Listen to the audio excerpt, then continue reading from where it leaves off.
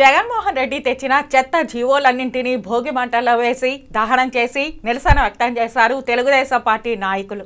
Telugu Desam party పిలుపు మేరకు జగన్మోహన్ రెడ్డి 4 సంవత్సరాల 9 నెలల పరిపాలనలో ప్రతిపక్షాలను ప్రశ్నించే గొంతుకలను నొక్కడానికి హక్కుల కోసం పోరాడుతున్న అంగన్వాడీలను అలాగే ప్రభుత్వం చేస్తున్న ప్రజా వ్యతిరేక కార్యక్రమాలు అడిగిన ప్రతి ఒక్కరిపై అక్రమ జీవోలను తీసుకొచ్చి కట్టడి చేస్తున్నారని విమర్శించారు.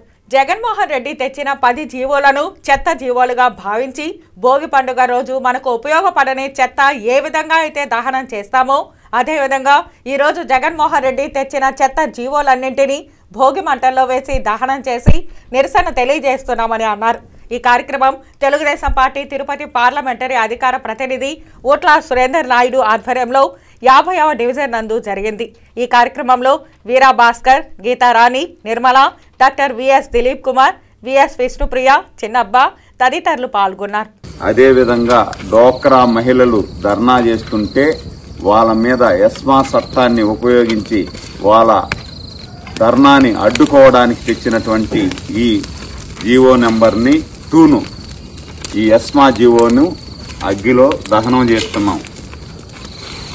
అదేవిధంగా ring road, inner ring road లేనే లేదు, కానీ రింగ్ రోడ్డులో అవినీతి జరిగిందని తెచ్చిన జీవో కాల్ చేస్తున్నా.